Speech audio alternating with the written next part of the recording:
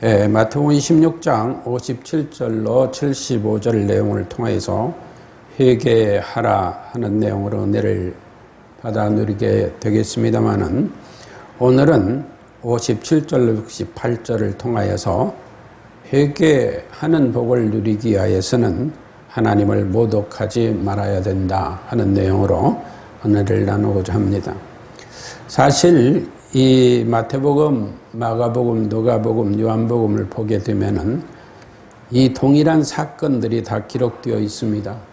그런데 요한복음은 18장의 12절 이하에 베드로 얘기만 나옵니다.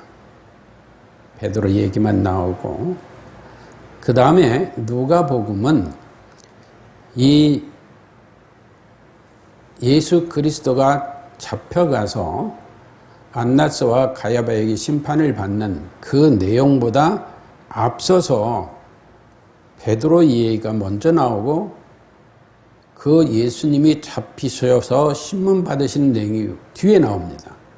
근데 이 마태복음은 또 마가복음은 먼저 잡히셔서 신문 받으시는 내용이 먼저 나오고, 그 중점에는 바로 예수 그리스도가 누구냐 하는 것이 명확히 증거되고 있습니다. 이는 비단 대제사장의 입을 통하여 증거되는 내용이지만 예수 그리스도가 곧 하나님의 아들이요, 또 그가 그리스도요, 인자요, 부활하실 자요, 승천할 자요, 재림할 자라는 것을 이 본문에서 명확히 증거해 주고 있습니다. 또한 마가복음도 같은 이유로 증거를 같이 하고 있습니다. 우리 개혁교회의 특징이라고 하면은 바로 구원받은 성도가 죄로부터 자유함을 얻었기 때문에 그 얻은 성도의 삶 속에서도 우리는 죄인입니다, 나는 죄인입니다 하면서 고백하며 회개하는 삶을 살아가게 됩니다. 이것을 뭐라고 얘기하느냐? 성화의 거룩함을 이루어가는 회개다 해가지고 성화의 회개가 있습니다. 그래서 우리 개혁교회에서는 성화의 회개를 부정하는 모든 교파들을 이단이라고 지칭하고 있습니다. 꼭 여러분들이 잊지 마시고, 어떤 사람들이 왜 구원받았다 하면서 죄인이라고 하냐 하면은 그 사람들은 성화의 회개를 몰라서 그렇다, 이렇게 이해를 하시면 되겠습니다.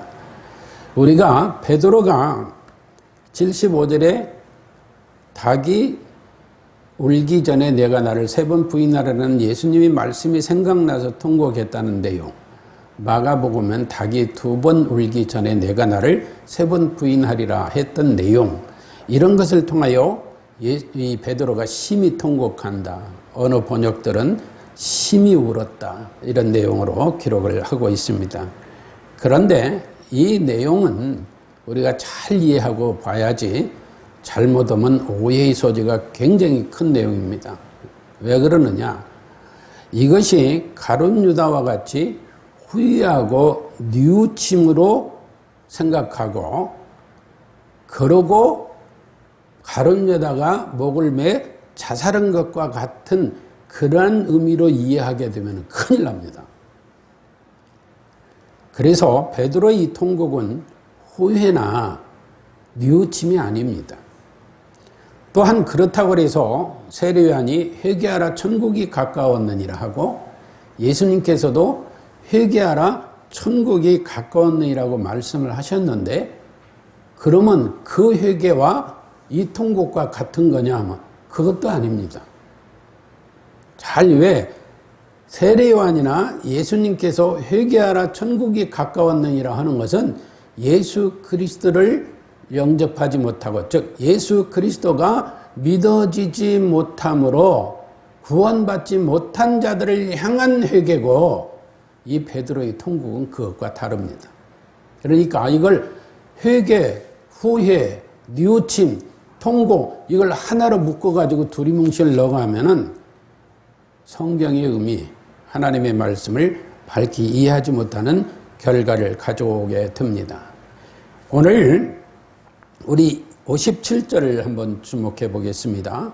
예수를 잡은 자들이 끌고 대제사장 가야바에게로 가니 이렇게 기록되어 있죠. 그런데 여기서 가야바에게로 가니 했는데 요한복음 18장 12절에서는 먼저 가야바의 장인, 성경은 안나스의 사위 가야바라고 기록되어 있습니다. 거꾸로 얘기하면 가야바의 장인 안나스에게 갔다가 가야바에게 온 걸로 되어 있습니다. 그런데 장로들, 서기관들, 하속들은 그들이 무슨 짓을 저지르느냐, 이 가야바뿐만이 아니라 그 모든 사람들이 거짓 증인까지 세워가지고 예수님을 죽이려고 합니다. 왜 그러느냐? 왜 거짓 증인이 필요했을까요? 예수님이 참이고 진리시요 진실이기 때문에 그렇습니다. 만일에 예수님이 거짓되고 허무맹랑하고 헛된 것을 증거하는 분이었다면 거짓 증인 필요 없죠. 그대로 그냥 증인 세우면 되는 거예요. 그런데 거짓 증인을 세운 거예요. 그래가지고 그러면서 그들이 대제사장이 공의가 예수를 죽이러 그를 칠 것을 증거를 찾음에 거짓 증인이 많이 왔으나 얻지 못하더니 후에 두 사람이 왔다 이렇게 되어 있습니다. 여기 13절을 한번 보시죠. 예수께서 잠잠하시거늘, 여기 잠잠하시다는 것은 뭐냐? 자, 대제사장이 일어서 예수께 묻되 아무 대답도 없느냐? 이 사람들이 너를 치는 증거가 어떠냐? 그러니까 너를 지금 모해하고 너를 비난하고 있지 않느냐? 뭐라고? 거짓 증인을 세워서 이 사람이 성전을 헐고 사흘에 지을 수 있다 한 사람입니다 라고 얘기를 하는 거죠. 그런데 이때 이 대제사장이 야, 너 뭐 무슨 말이 있으면 말해봐.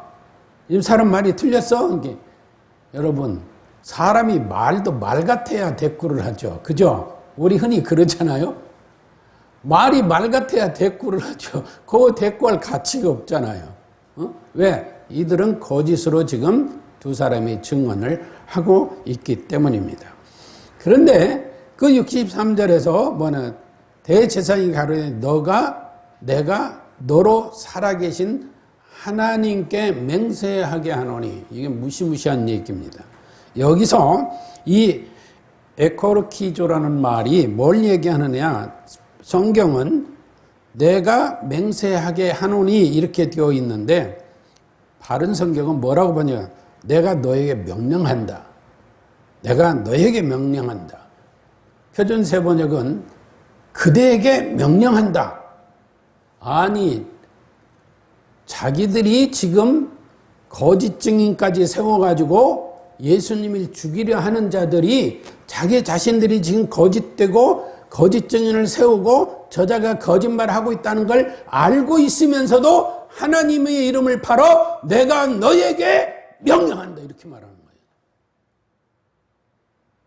그러니까 한마디로 우리 현 시대로 비유해서 얘기하면은 겁이 없다는 거예요. 왜? 우리가 다 힘이요, 우리가 능력이요, 우리가 권력인데, 응? 우리가 위증을 하든 거짓말을 하든 그게 법이라는 거죠. 그게 진리라는 거예요.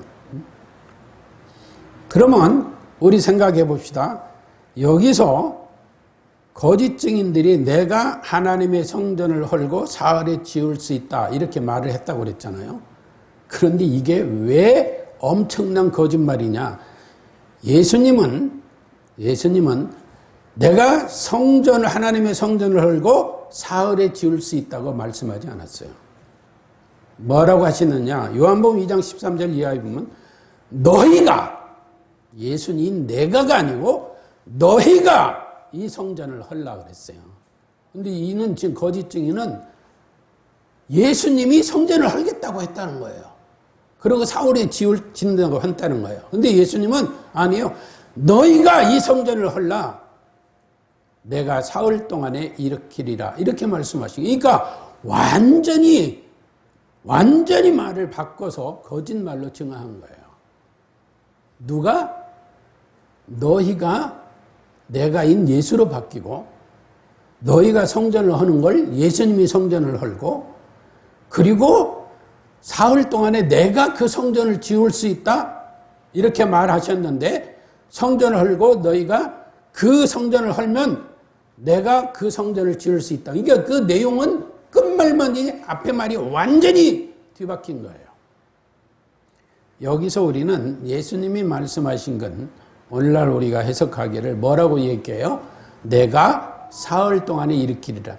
너희가 이 성전을 허는 것은 너희가 나를 죽일 것이나 내가 사흘 후에 부활하리라. 이 내용이잖아요. 그걸 비유로 예수님이 하신 건데 이들은 예수님이 하나님 성전을 헐겠다고 했다는 거예요.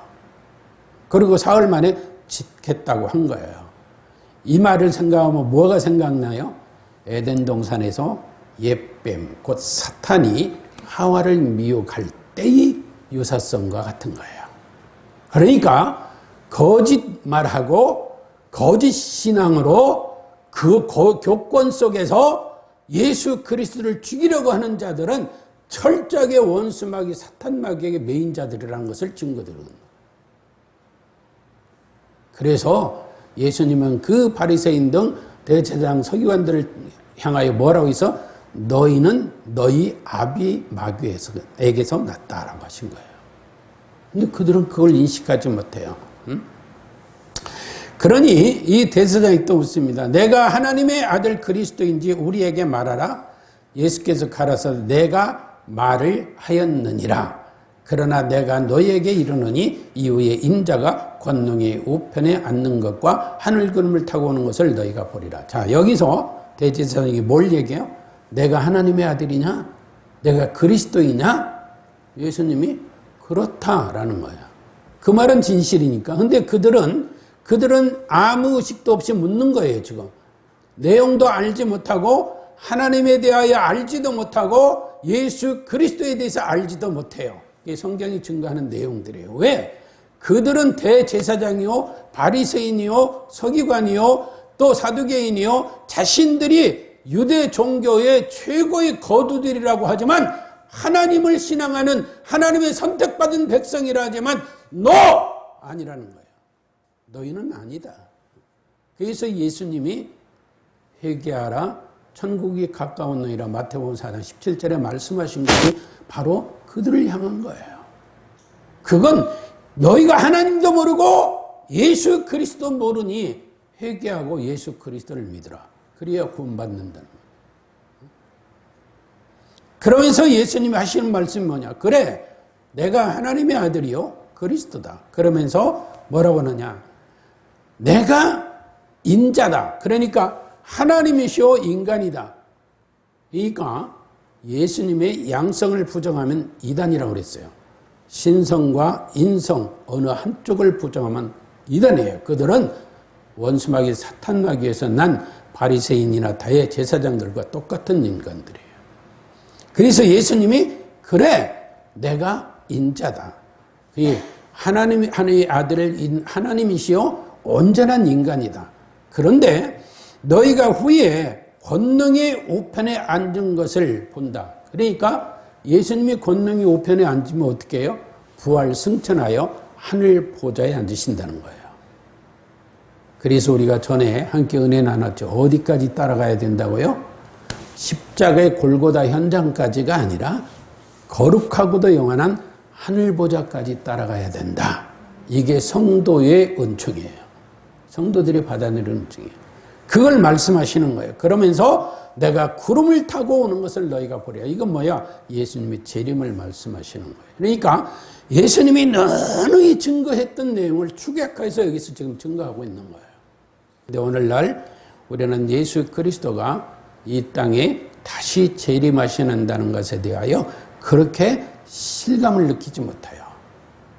그러니까 65례 보면 대제사장이 자기 옷을 찢으며 가로되 저가 참남한 말을 하였으니 이렇게 참남한 말을 하였다. 이게 한문으로 이렇게 써 있는 건 우리가 한문 성경 보면 이해가 되고 하는데 근한 개혁성문 이게 무슨 말이야 이렇게 볼 수 있어요. 그게 원하고 뭐라고 얘기냐 브레스페메오 해가지고 저가 참남한 말을 하였으니 이렇게 한 통으로 번역을 하고 있는데 이 말이 무슨 말이냐?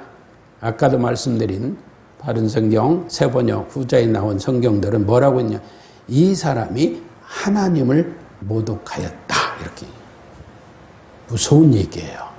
예수님이 하나님을 모독했대요. 지금 누가 하나님을 모독하고 있어요? 누가 모독하고 있습니까? 대제사장 등이 하나님을 모독하면서 예수님에게 네가 하나님 모독하고 있다는 거예요. 완전히 주객이 전도되는, 이게 악마의 근성이에요. 이게 악한 자들의 그 심성이에요. 오늘날 우리도 신앙생활하면서 항상 우리가 말에 주의를 해야 되고 신앙 안에서의 내가 올바른 언어를 구사하고 있는가 조심해야 돼요. 그러니까 대제사장은 내가 너로 살아계신 하나님께 맹세하노니 라고 하며 하나님을 거론하며 살인등을 자행하고 있잖아요. 지금 예수님을 죽이려고 획책하고 있잖아요. 그렇잖아요. 그런가 하면은 그러다 보니 예수님이 지금 현장에 끌려왔잖아요. 예수님이 기적을 행하고 표적을 행할 때는 큰 머리들이 막 따라다녀요. 나사렛 예수, 나사렛 예수, 나사렛 예수. 감히 사람들이 손을 못 대요. 대제사장도 바리새인도 서기관도 누구도. 근데 예수님이 이렇게 된 상황이다 보니까 잡혀와서 그들에게 신문만을 보니까 이 증인 등이 그런 예수님을 연호하고 모든 사람들이 사회적 여건이 예수님께 마음이 향하고 있다는 것은 망각해버리고 이들이 권력에 힘이 붙는 거예요. 그래가지고 뭐냐? 예수 그리스도 얼굴에 침을 뱉어요. 오늘날도 그런 인간들 있잖아요. 응? 잘하다가도 배신 때리고 사람 모욕하고 사지로 몰아듣는 인간들. 또 주먹으로 칩니다. 그리고 손바닥으로 때리고 그리고 네가 그리스도야! 네가 선지자로 나라! 라고까지 말을 해요. 뭐냐? 지금 권력의 주체가 바뀌었다는 거예요. 예수님을 수많은 무리가 따르는 상황이 초라한 예수의 모습으로 바뀌니 인간이 배신 때리는 인간들이 생긴다는 거예요. 오늘날 성도들도 그런 사람 많아요. 그래서는 안 되죠. 예수 믿는 사람들이 그런 짓 하면 안 돼요. 우리 하나님께서는 그들이 미래의 죄를 저지를 것을 아시면서도 끝까지 사랑하시고 그들이 받을 수 있으면 내가 너의 미래의 죄까지 용서하시고 예수님은 십자가에 죽으신 뒤에 부활하신 뒤에 고기 잡아 현장 속에서 가 있는 그들까지 찾아가가지고 그들을 만나주시고 그들을 승천하신 현장까지 데리고 가시고 그들에게 축복하시 승천하시는 변함없는 사랑이신데 우리 예수 믿는 성도들은요 순간순간 자기 이익에 따라서 바뀌어요. 이 거짓 증인들이 그따위 짓을 하는 거예요 지금. 감히 자기들이 어떻게 예수님 얼굴에 침을 뱉고 주먹으로 치고 손바닥으로 내가 그리스냐 선지자 노릇하라고. 자기들이 지금 거짓말하고 있다는 거 알아요. 알면서 그 짓을 행하고 있다는 거예요. 오늘날 인간들도 그런 사람들 너무 많아요. 진실과 거짓 관심 없어요. 권력자에게 힘 있는 자에게 아부하고 붙어요. 그리고 거짓 증언을 하는 것도 하나도 부끄럽게 생각을 안 해요. 여러분 기억하실지 모르겠어요. 예수님께서 모교전에서 첫날 유월절 양을 잡는 그때에 예수님께서 유월절 준비하면서 제자들에게 말씀하시죠. 얘들아 너희가 성내로 들어가라. 그러면 물 한 동이를 가지고 가는 사람을 만나려니 그를 따라가서 어디든지 그에 들어가는 그 집 주인에게 아뢰되 선생님의 말씀이 내가 내 제자들과 함께 유월절을 먹을 나의 객실을 어디 있느냐 하시더라 하라. 그래서 준비된 거 아니에요. 저는 이걸 곰곰이 생각해봤어요. 생각해보세요. 아니 예수님이 신비적인 역사로 맨날 메시에 누가 물동이를 지고 가 한 여인이 물동을 지고 갈 것이다. 여기는 그냥 물동이라고 돼 있습니다만은 저는 말씀드렸습니다만은 여자들이 항상 그 물을 질러 다녔잖아요. 그런데 예수님이 오늘 맨날 몇 시에 누가 지나갈 거니까 가서 만나서 해서 내가 그 집에 약속을 해놨으니까 가라? 그런 사실 없어요. 그러나 예수님은 그걸 신비적인 역사로 예수님의 신성적인 권능으로 얘기하셨을까요? 그런 거 아니에요. 저는 그렇게 생각 안 해요. 뭘 생각하느냐? 그때 사회적 분위기가 예수님 얘기만 하면 많은 사람들이 호응하고 따랐다는 얘기예요. 오직 교권주의자들, 거기에 집착하는 사람들만 따르지 않았다는 거죠. 그러니까 생각해 보면은 예수님이 그런 일이 없었음에도 이런 현상이 일어나는 것은 뭐냐? 어느 집에고 예수님 얘기하고 준비시키게 하면은 그걸 호의적으로 받아들일 사회적 분위기가 형성되고 있었다는 거예요. 저는 그렇게 봤어요. 여러분 그렇잖아요. 예를 들어서 어느 유명 인사가 우리 집에 오는데 어느 분이 딱 와가지고 아무개 인사가 여기 와서 오늘 함께 시간을 가졌으면 합니다 하면 안 돼요! 하는 사람이 있어요. 그분이요? 왜 오세요? 그런 분위기였지 않았나 이런 생각을 하는 거예요. 왜 그걸 생각하느냐? 마태복음 26장 이미 앞에서 봤어요. 3절로 그때 대제사장들과 백성들이 장로들이 가야바라 하는 대제사장의 아문에 모여서 뭔 일을 하느냐? 예수님을 궤계로 잡아 죽일 그 회의를 하는 거예요. 그 의논을 하는 거예요. 그런데 여기서 결정적인 얘기가 있어요. 뭐냐? 미녀가 날까 하느니 명절에는 하지 말자 하더라. 이 말은 뭐예요? 다시 말하면 오늘날 말하면 국민적 봉기가 일어난다 이 말이에요. 그러면 코너에 몰리는 건 누구예요? 대제사장들, 유대 종교 권주의자들이죠. 그러니까 이때 하면은 우리가 역풍을 맞아. 그러지 말자. 그런 거예요. 그러니까 그들이 이러한 거대한 밀란이 일어날까 봐서 그 민심 때문에 그들이 그때 예수님을 못 잡은 거예요. 분위기가 그렇다는 거예요. 그때 사회적 분위기가 그랬어요. 왜? 예수님이 기적도 행하고 표적도 행하니까 절름 발이서 앉은 뱅이서 눕는 자 다 고치고 죽은 자도 살리고 많은 사람들이 예수 나사렛 예수 나사렛 예수 하면서 다니는데 거기 와가지고 저놈 잡아야 했다가는 지가 죽지. 그러지 않겠어요? 오늘도 마찬가지예요. 오늘날도 똑같아요. 똑같아요. 왜 여론을 봐요? 사회적 분위기가 그때 예수 그리스도에겐 절대적인 지지가 있었다는 거죠. 그런데 그런 상황 속에서 예수님이 체표 오니까 이 거짓 증인들이 하니까 우리도 그렇게 생각했네. 별 볼 일 없네. 이제 쟤들한테 잘 보여야 돼. 이렇게 변한 거예요. 그래서 예수님을 모독하는 거예요. 야무도 때리고 침대 감히 어디다 침 뱉어요? 그리고 그들도 내가 그리스도냐 선지자 노라 이미 들었다는 얘기예요. 다. 그러면서 거짓 증언을 하는 거예요. 그런데 대제사장 교권을 잡은 종교 지도자들은 그런 상황을 더 고깝게 하고 더 발악을 해서 악이 더 승합니다. 저분이 누구냐? 우리도 한번 그분의 가르침을 진정으로 들어보자 하는 게 아니라 어떻게든지 저자는 죽여야 돼. 그런데 국민들이 그러는 것 보니까 공포감을 느꼈을 거예요. 그러니까 못해요. 못하는 거예요. 왜? 두려우니까 못하는 거죠.